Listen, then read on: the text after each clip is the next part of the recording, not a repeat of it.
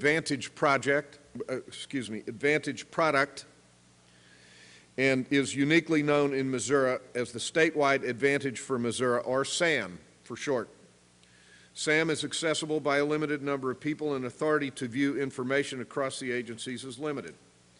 This limitation serves as a good financial control to limit access, but it makes responding to inquiries even more cumbersome. The SAM system, however, is the basis for what makes the MAP website so wonderfully simple, because MAP is literally all it is a portal that views daily backup snapshots of the accounting software. So accounting information is real-time each day and is searchable and ready for export, for data export. If any purchases are linked to a contract, that particular contract document is also scanned and linked to the purchase. Therefore, if a citizen has questions regarding how a particular purchase was made, they need only click on the corresponding contract for the purchase. The challenges to the system were in making it easy to use and putting it in a format that was easy to navigate offline.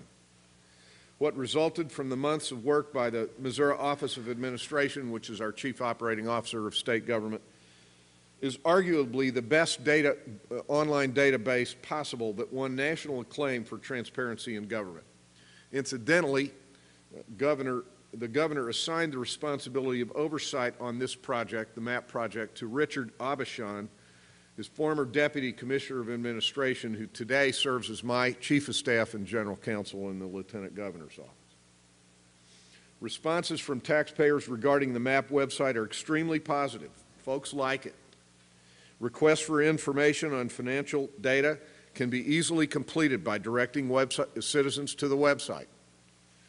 By virtue of the self-directed, self-service research, citizens are able to provide a more focused inquiry if their initial question is not immediately resolved online. Also, press and reporter increase of staff were reduced, and those that remained were more focused and thus in a more efficient use of everyone's time. Instantly, the MAP website became immediately popular. Unique hits to the website topped 14 million within the first year of implementation. Certainly not every one of the unique visits may have yielded the same level of inquiry from a person calling or writing a letter to an agency asking for information. However, the very purpose of the MAP was to make citizens feel as though they could access the information without calling or writing in a formal manner. So we may say, I believe, that the MAP was an immediate success. Other states and political subdivisions, although not enough, but some have followed the lead and have implemented various programs like the MAP. While other states have products similar to Missouri's, the MAP website is recognized by many as the most comprehensive site and can serve as a model to the nation of its application and ease of use. And there is a Washington Times article that mentions this and contrasts it with what they called the Obama administration's lack of transparency. We've also been cited at the Heartland Institute that so many of you are familiar with as a model. Costs for implementing MAP were kept relatively low, spending approximately $250,000. And it was done on an accelerated timeline of approximately 6 months. The product delivered what has been praised by tax reform groups as the model for using technology to ensure transparency. Since the executive order in 2007, the Missouri legislature codified the requirements that all expenditure data be listed on the MAP website. House Bill 191 sponsored and passed into law last year.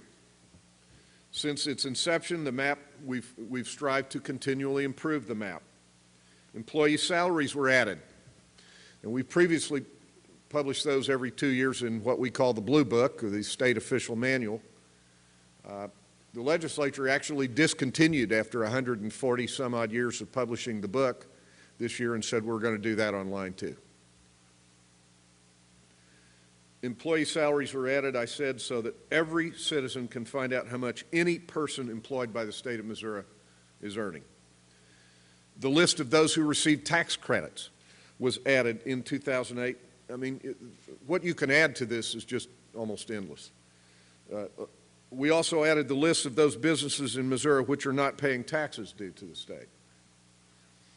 The map continues today in Missouri by and is being used as the primary means of public reporting for compliance under the American Recovery and Reinvestment Act. Now, how to implement the Missouri Accountability Portal in your state. 1, determine if the baseline accounting program used in your state will accommodate a portal. That's what lawyers call a threshold question. If accounting functions are not centralized and uniform, the portal effectiveness will be significantly lessened, and costs will be in the millions of dollars to create the program instead of our $250,000. A more cost-effective solution may be year-end reporting, but the effectiveness of a portal is reduced unless it is real-time or near real-time. 2, use a sophisticated technology firm to create the software interface. Best results are with companies familiar with the IT environment of your state. Caution should be exercised in providing over-disclosure of matters that are closed from public review via state or federal law, such as payments for medical treatment or the identity of recipients of welfare subsidies or the names of law enforcement officers who are undercover.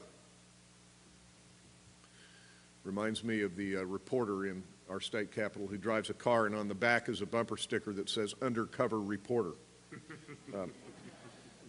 3, pass a statute requiring a web-based portal be created and maintained and be specific as to what information should be provided. Do not require administrative regulations before the agency implements the portal unless absolutely required by other existing law. Create a drop-dead date for creation and then give your chief administrative officer in the executive branch the authority and the burden to accomplish the task. Providing penalties for failure to create the system on time will hasten implementation. Then fund the creation adequately so that there are no excuses for why it did not go forward and come online. And 4, look for ways to improve the portals every year and new stuff, neat stuff you can add. And 5, provide new information and in new formats that are better and continue to publicize the improvements to citizens and to the media as a means of providing greater transparency in their government. And my own personal project is that now, in the last 3 years, having accomplished this at the statewide level in Missouri, I happen to be the leading proponent, I've been called by the teachers union in an insult, as the leading proponent of school choice in America. In Missouri. And so I have 16 years of scars to prove that. And of course, the folks who fight us so tenaciously on that are the local school boards and the superintendents.